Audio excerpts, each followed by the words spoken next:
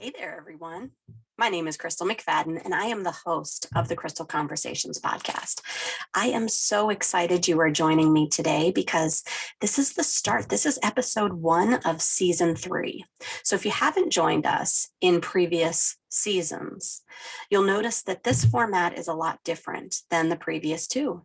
Season 1, I interviewed a bunch of really interesting, amazing world changers from all over the country who are doing a lot of different things. They have blessed my life. They came into my life in numerous different ways. And their story was so interested and it had impacted me so much. There was no greater way to start this podcast than to put them in the spotlight, give back to them, and get to dig in a little deeper on how they ended up where they are today. And maybe what are their next steps? What are the new adventures? And how I can share that with you with some tangible takeaways to help you grow and get through really tough seasons. The entire podcast is all about resilience, but that season particularly was about their unique resilience journey and what you could take away to bless your life. Season 2 was all about the mental health community. We had mental health professionals, we had individuals who would navigate mental health journeys, whether they were business owners, stay-at-home moms, just a person I had met along the way that had a unique story or they were on a unique mission, but everything circulated around mental health. Why? Because if you didn't know, I'm a mental health professional. I'm a licensed professional counselor in the state of Pennsylvania. And so what that means is I spend a lot of time serving others in a way that helps them get through their journey. Not only that, as I've had my own set of journeys, which I package together and pour out to you to have tangible wisdom, realistic takeaways. Don't you hate it when you think about, oh, I'm going to go to therapy and they're going to tell me to breathe? Well, that's a dumb idea. My goal is to, one, help you realize that that's actually a really helpful tool, but why? Why does it matter to you in what you're going through? What is it doing in your brain and your body and your life so that you can reap the most benefit? So I'm all about realistic takeaways. So season 3, which is what we're doing right now, is you, me, and the search for sanity. We're going to talk about a number of different subjects that help you move towards sanity. Like, what does that even mean? It's the desire to find some solid ground, some hope, some reason to carry on, some grasp that what you're going through is a real life struggle with real life solutions. Why? Because life is messy. We don't all have it all together. And when you present yourself like you have it all together and you're met with reality, we realize that there's a lot of things we can learn and tons of opportunity to grow. And I get excited about that. So welcome to season 3. Again, my name's Crystal. This is a Crystal conversation that we're having. And I want to walk through these personal musings, give you education, share the inspirational stories as well as the raw, authentic ones, the ones that are just real life, and then help you find your way through your hard times. Because there's something in you that drew you to this podcast, that you have a desire to make a difference. You have a desire to make this life matter. You have a desire to get through where you're at and somehow get to the next day, the next step. You may not feel like it. You may not feel super rah-rah and excited, but there's something in you that says there's more to what's happening right now, and I am willing to learn. I am willing to listen. I am willing to try. If any of those sound like you, then this is probably a really good podcast for you, because I believe that no matter how stuck, how dark, that we are not alone. And that we have a purpose, and that there are things we can learn to get through, to be more efficient, to be more intentional, that can allow this life to matter, not just for this world, but for eternity. And so with an eternal perspective, I will be pouring out what I have for you, because I understand what it's like to be at a place where we want to pour out, We want to love others. We want to make a difference. But the fact of the matter is, when we look at our cup, there's like 2 drops in there, 2 drops. And we have the choice to say, do I take these 2 drops for my parched self? Because I'm at the end of my rope. I'm at the empty of my cup. I am at just the edge of the cliff. Do I keep them for myself, or did I give them to someone else? And then what happens? I want to fill in the gap of what happens now when we realize we have 2 drops left and we need to find that sanity. We need to find that solid ground. I want to show you that there are seasons that we question whether we're living in reality and we're living in our emotions. What do we do? How do we find that tangible ground to stand on? How do we decide whether we've been doing too much, we've been in the hustle, we've been in the grind, and we're burnt out, versus we're not doing enough? We're missing those strategic changes, those little tiny shifts that could turn us from barely getting by to, wow, we're making progress. Here's an example. When you have to run errands, when you are thinking about your day ahead, say you are going to the grocery store, there's food needed in the house.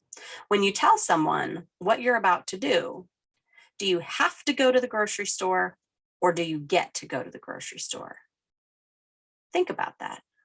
Many of us, myself included, fall into the trap, trip over the stone, get stuck in the hole of I have to go to the grocery store. Well, maybe. Or are you choosing to go to the grocery store so that there are more options to make for dinner? Are you choosing to go to the grocery store because the food in your fridge, or lack thereof, is no longer good?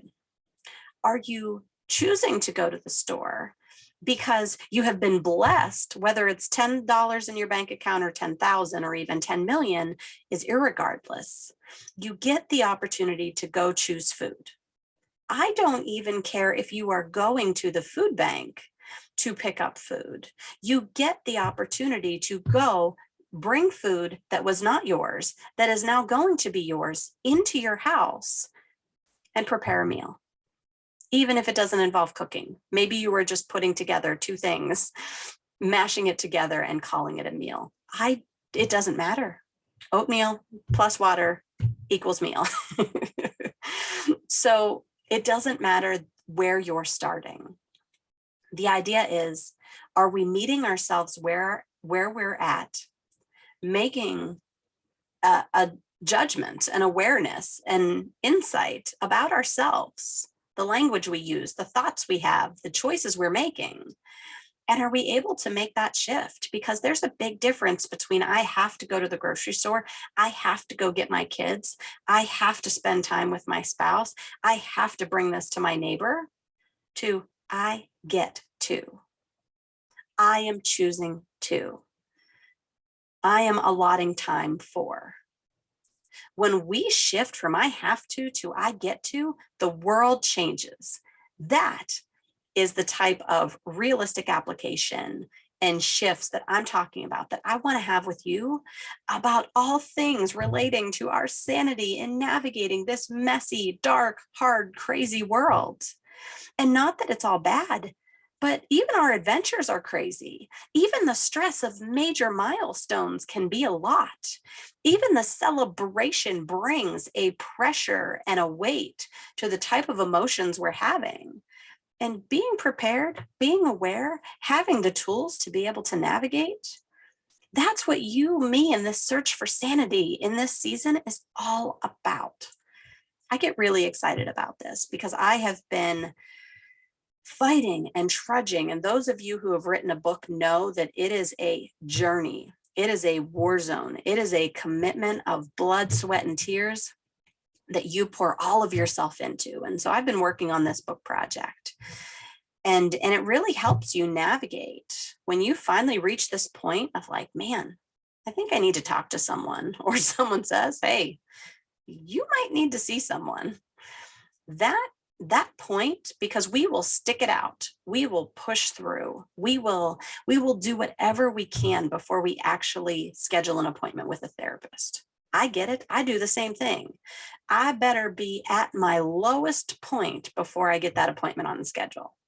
Now I know better, but I'm stubborn.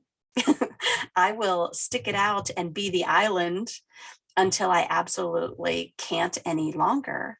And so that's what I'm encouraging you to do. Is I get passionate about this because this book I've been writing is, once you get to that point, how do you navigate? What questions to ask, how to find the right one, what to do once you started. What happens if you're in the middle of therapy and feeling like maybe it's not going the way you planned? And then what happens when you're finally at the end, and what that looks like.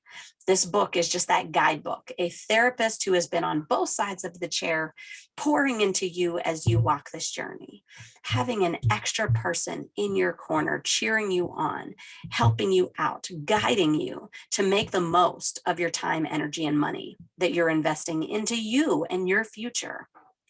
And so as I chew on all of this topic, I want to be pouring out to you in a different way that says, you know what, maybe you just need a little help in this area. Maybe you're not on the verge of a complete breakdown, but you're totally open to a growth-minded way of approaching whatever it is you're struggling with. That's the search for sanity. I get excited for us to meet ourselves where we are, grow in that awareness, and then put some realistic tools into practice. Because I didn't grow up in a household that was just handing out really wise, helpful things to do. Did they give me some really good guidance? Did they help me with some street smart things, or help me to be tough against really hard criticism? Yeah, absolutely. Was it completely functional? Every family's a little bit messy. So I want to be another voice speaking into you, because sometimes our family isn't our go-to. Sometimes our teachers, our professors aren't our go-to. We don't always want our boss or our peers to be our go-to at work, because that makes life a little bit messy. And we don't always want our neighbors to know our business. So who do we turn to? Maybe we don't have a healthy church body that is supportive and accountable, and it helps us be accountable and cares for us. So where do you turn? We turn to social media land. We turn to videos and podcasts like this that pour into us, that feel safe, that feel encouraging, that feel like they're actually giving us what we need. And so that's what season 3 is all about. I get to spend this time pouring out anything that I have into you for your benefit, for your growth. And it's exciting to me. And so let me make sure I checked everything, because we have a lot to cover. And I want to make sure that as I pour out, that I'm very intentional about this, because there have been dark times. And I mean, that's really how I realized that there was hope. There was something more to this life, that there was a reason for my pain. There were days I was spent in the hospital, weeks I spent in the hospital, when all I hear is the beeping. All I hear are the nurses giggling and carrying on out in the hallway. All I hear is the air pressure of machines running on me. And I'm like, man, I feel like there's nobody around. Am I getting texts or occasional visits or phone calls? Yeah, but those only last how long? So what do you do in the in-between time? Who's there when it feels like you're looking around and you don't see anybody? We realize that there is a God who loves us. We realize that there is a purpose for this pain. I don't know how many cries I had before I had a relationship with Jesus, that I was like, there has to be a reason for this ridiculousness. Going from a really successful military career to my body completely malfunctioning and hijacking every bit of my 20s, and then really taking my 30s to recover and find all that time, all those emotions, all that stuff that was either tucked away or lost. Where is it, and where do I put it, and what do I do with it now? How does it matter today, stepping in to this piece of my seasons? And I'm wondering if you're finding yourself looking around and being like, where is everybody? What do I do now? What do I feel like? How do I handle all these emotions when I feel like everything is crumbling? How do I notice those words of it always happens, it never happens, it absolutely has to, or it's never going to? Those extreme things that our emotions push into every part of our life. And maybe it's not the most realistic. And honestly, maybe it is. Because I hear the stories from behind the scenes, I get to have that sacred space with you to have the four walls be the real picture, the real mess. Sometimes it's really messy, but you need someone on the outside to say, you know what? I see a coping skill there. I see a strength there. I see you learned something in your past that's helping you survive now. That's what I get excited about. I get excited to have these conversations with you and let you know that there are things today that you're surviving because of all the strength, all the reps, all the effort, the lessons learned, the hardest of times. They have equipped you for this moment today. And so I hope that you will have those light bulb moments, that you will have those little sparks, even if faint right now, that they will be able to carry you on for another day. Because the reality is, when the world shut down and everybody got separated, when isolation, which is one of the key exacerbators of anxiety, depression, and trauma symptoms, when everyone was isolated, all our stuff came bubbling to the surface, and we realized how many coping skills we were lacking, how much healing we hadn't done, and that there was a lot of questions, feelings, and stuff to deal with. Some of us tapped into our skills and we started moving in a direction, and we were able to muddle through a really hard season. But right now, there's a lot of residual muck from our thoughts, our emotions, and our past, as well as what to do in the future and all the unknowns, that it's really important to stay tapped into our own search for sanity. How do we choose not only to survive, but to begin thriving? Maybe not even thriving, but just living. Let's leave it there. We just don't want to be in survival mode anymore. We want to think beyond the moment we're in or the day or week we're trying to get by, and actually choose to live in such a way.